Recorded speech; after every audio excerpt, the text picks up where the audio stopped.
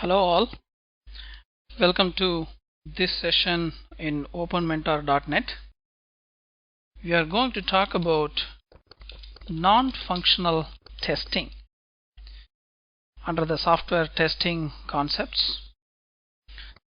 In the previous webinars we talked about functionality testing, that too manual functional testing. Okay. The functionality testing talks about you give an input, the application does some business rule or process, then it gives output. See the symptoms, right? You give some input, you see the output, check whether it is good, correct as per the expected logic. That's a typical functional testing. There are other things which make the product robust, at the same time user friendly. Okay. There are other aspects than the functionality testing in the product, which in turn deals with the user psychology, which in turn deals with the user community, then the amount of data it can handle, the kind of environments it can run. All these things are covered under non-functional testing. If you remember our first session on software testing, we talked about configuration, security, functionality, performance, and environment. Within this, we already talked about installation testing. Functionality testing, that's what we have seen in the test planning, test execution, and other stage. We are going to talk about security, performance, and environment related testings in a series of webinars. Okay. In this session, let us first list the types of non-functional testing we are going to talk about. We will have one specific session for a set of those non-functional testing topics. The first and foremost non-functional testing will be performance. The second part will be security. Then with respect to environment, compatibility and interoperability. They are another set of non-functional testing. There is a separate art and science called usability testing, and there is something called recovery or failover testing, right? And a whole lot of other testings which are also being performed on the product.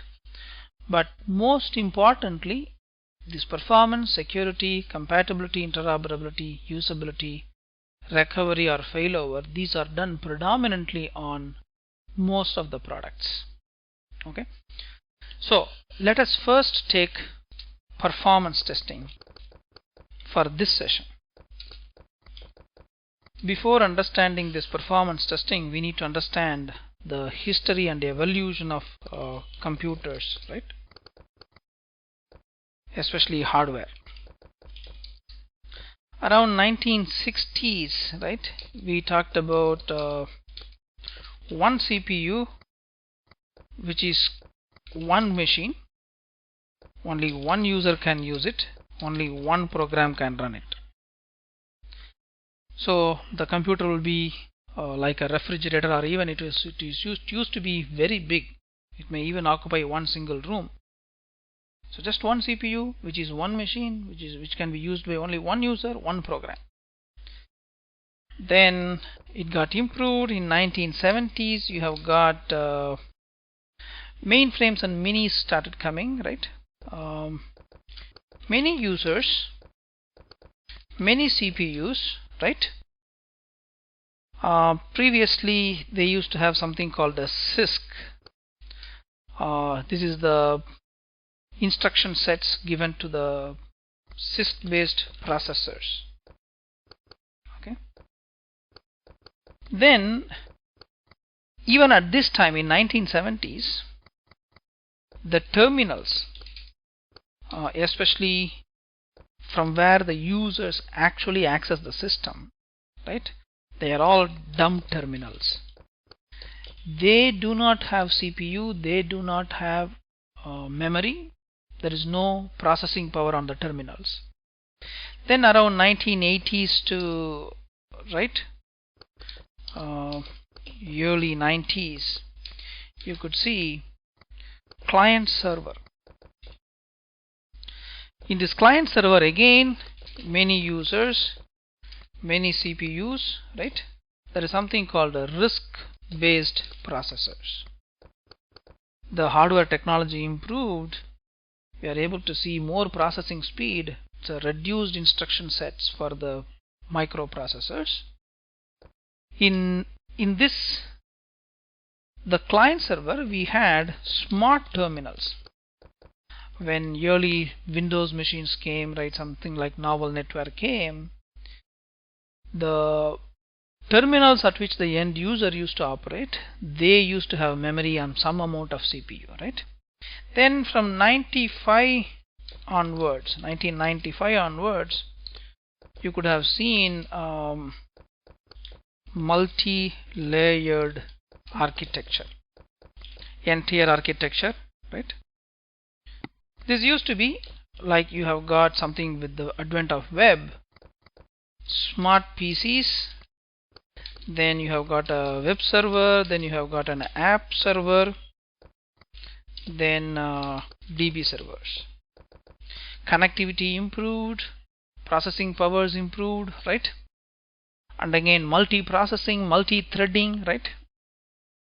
So even in early 90s, we have got multi-process and multi-threads. And with 1995 onwards, with the internet and the connectivity improvements, we have got something like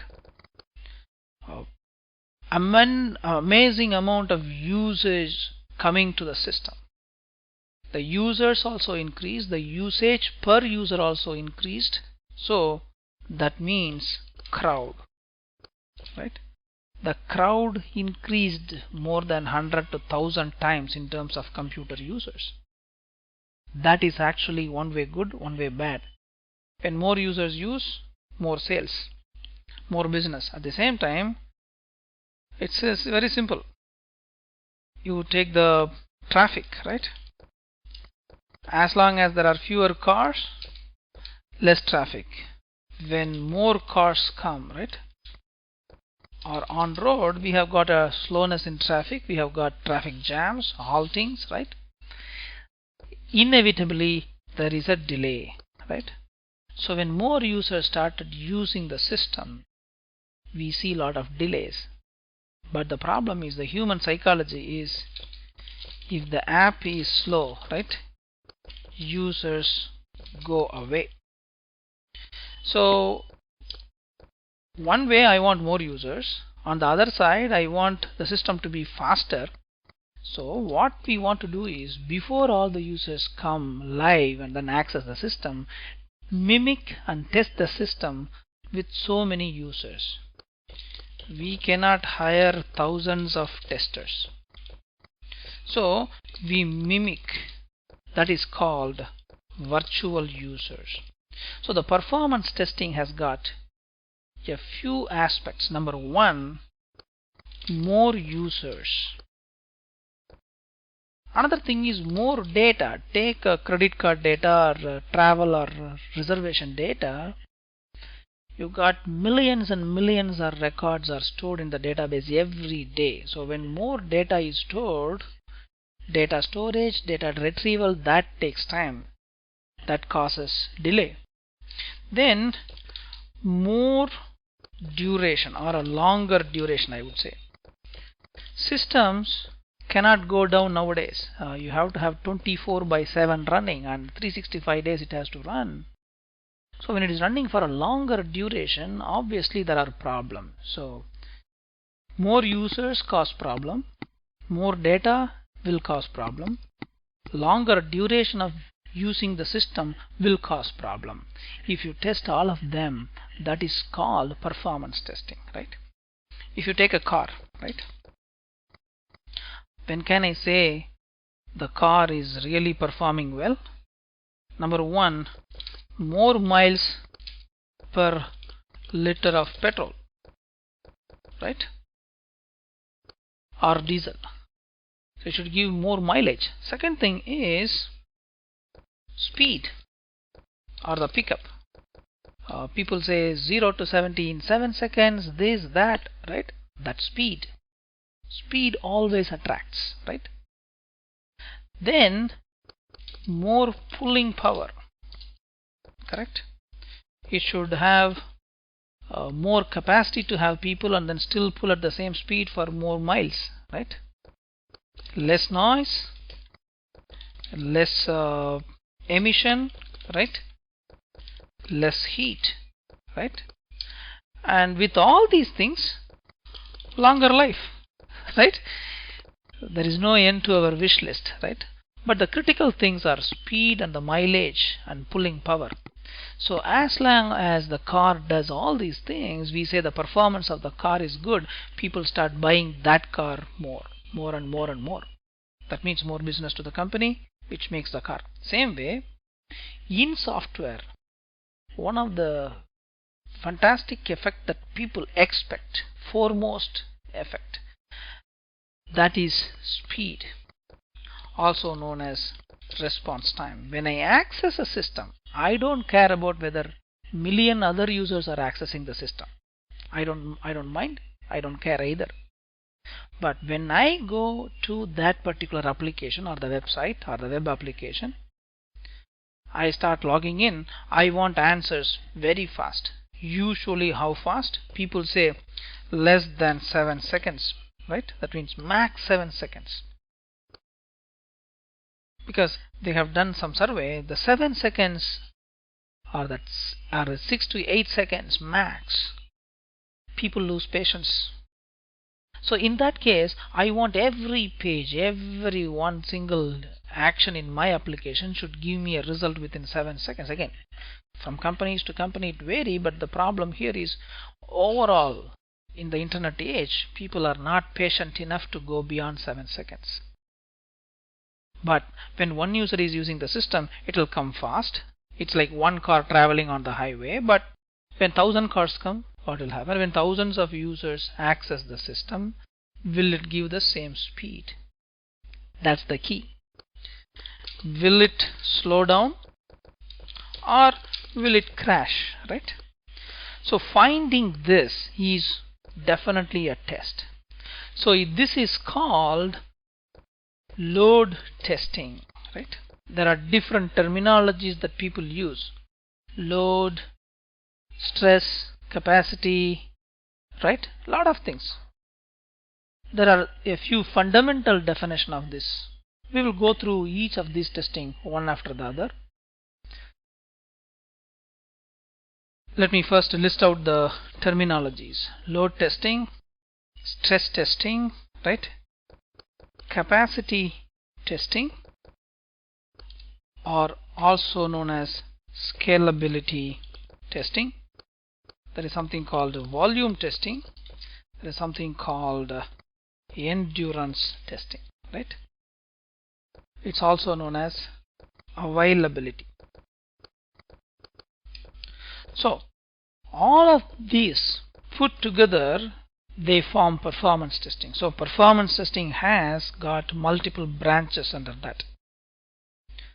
So we need to understand certain aspects of an application, right? We will go through all these things in detail, right? One after the other. But before that, there are some basic concepts. There is something called customer base, right? Customer base means how many users do you have in your application. If you take the internet survey, which will say Facebook has got 600 million registered users, I would say how many registered users? People will say Hotmail will have maybe more than 400 or 500 million. Twitter has got 175 million registered users, right? Customer base meaning how many registered users you have got in your system. So that's a definite number that you need to know. If you talk to the banks, they know how many account holders are there.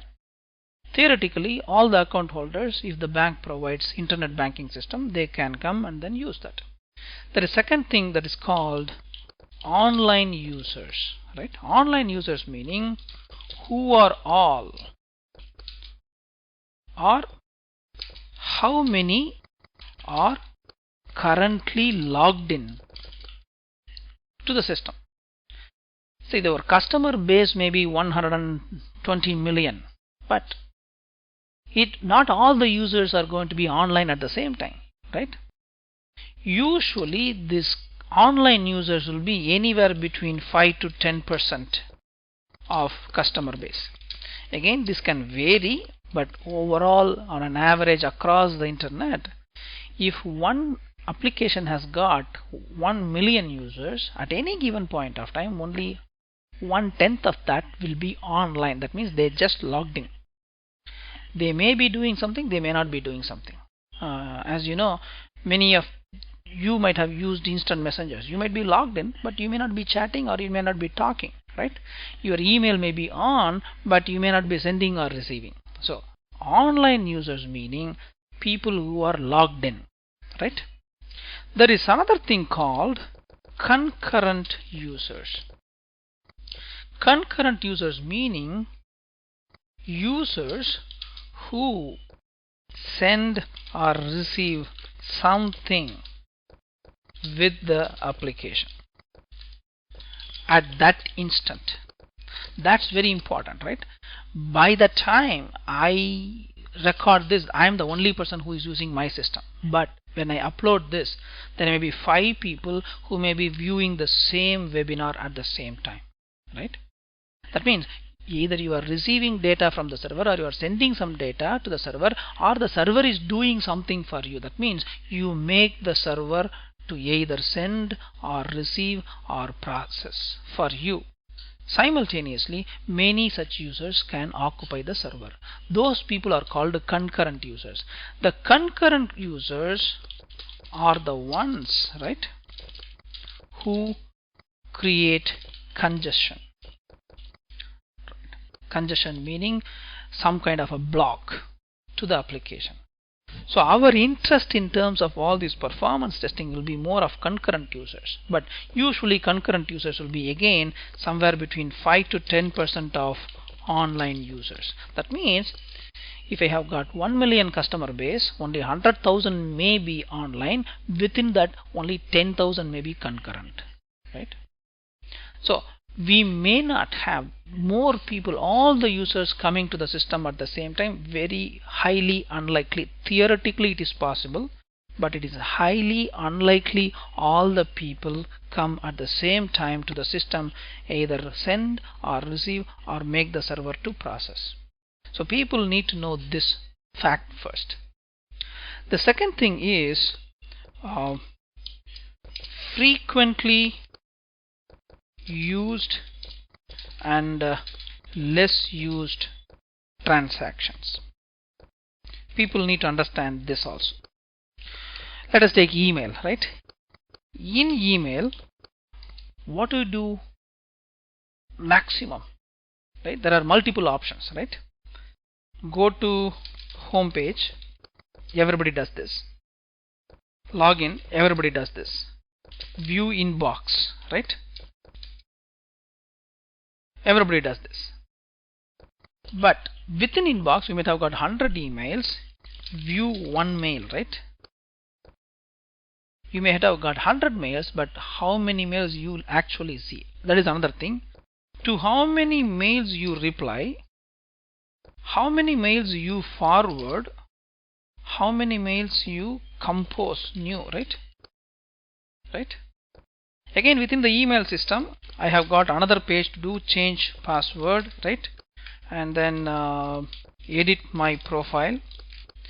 Theoretically, everything is web, right? Millions of users can change their password at the same time. Millions of users can forward at the same time. Theoretically, it's possible, but you take yourself. In a given day, how many times you do this? Every time you do all these things, right? Do you reply every time you go to the email, or do you do forward every time? Do you compose a new mail every time, right? So I can rearrange this.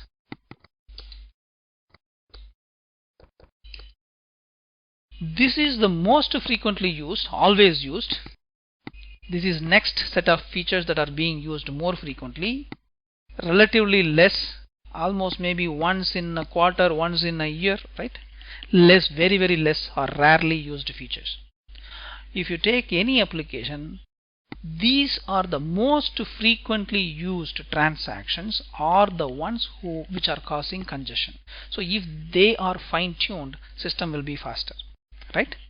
So whenever you want to do a performance test, first you need to understand the basic things: customer base, online users, concurrent users.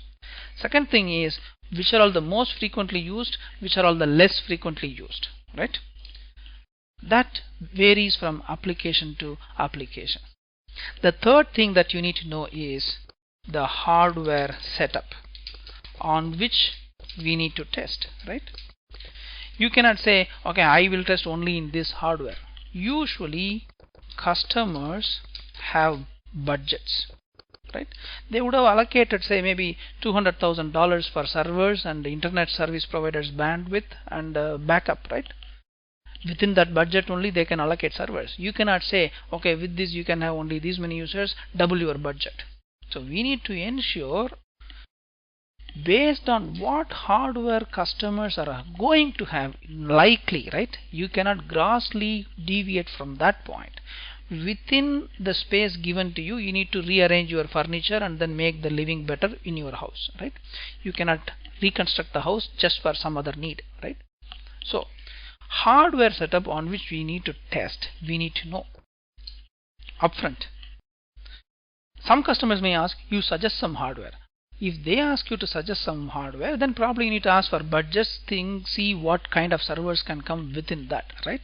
Then the software architecture, whether it is a 2-tier or 3-tier, whether there's a firewall, like usually network bandwidth we need to know, right? And then whether there's a firewall, whether there are any load balancers, right? What is the web server, what is the app server, right? What is the DB server, right? Again, under the hardware also you need to see what are the kind of routers, machines, what is the CPU, whether they are going to use clusters, what kind of routers and the LANs they are using, right? Once you know all these things, then only we can actually pitch for performance testing. Okay, we just covered the basic prerequisites before going to the performance testing. In the next session we will talk about a lot more in-depth details about this load, stress, etc., etc. Okay, I'll stop this session here. We will see in the next session. Thank you.